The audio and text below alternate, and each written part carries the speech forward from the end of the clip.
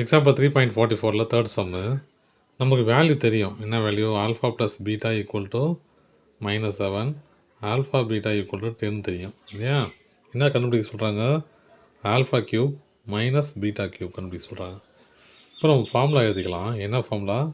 Alpha minus beta whole cube formula எழுதிக்கலாம். எழுதுனா என்ன ஒரு value? Alpha cube minus beta cube minus 3 alpha square beta அப்புறம் 3 alpha beta square இல்லையா? இப்போ எனக்கு இதான் வேணும் இல்லையா?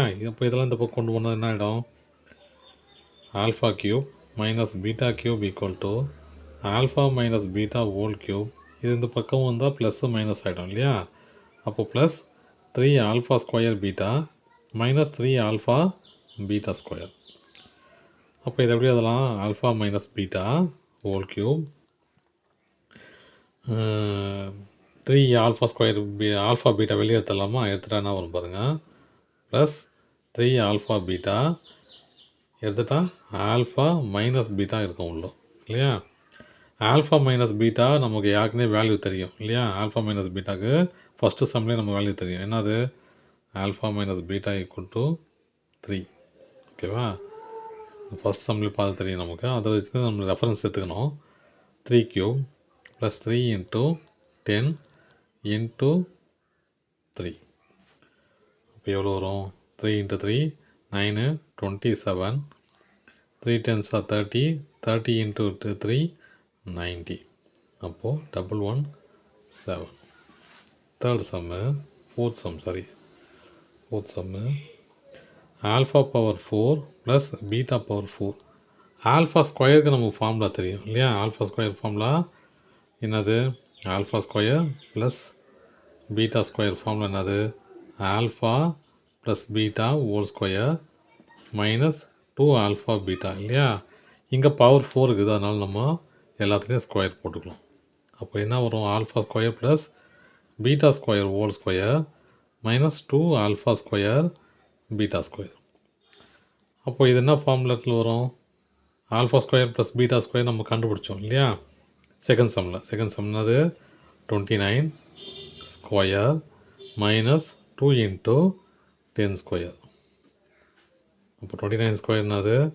841 மைனஸ் 100 100 இன்ட்டு 2 200. 200 மைனஸ் பண்ணால் 641.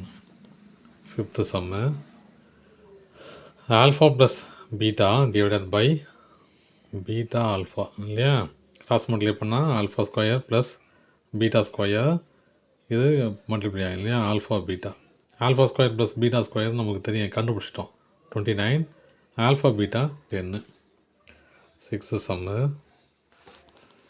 Alpha square plus beta square divided by beta alpha.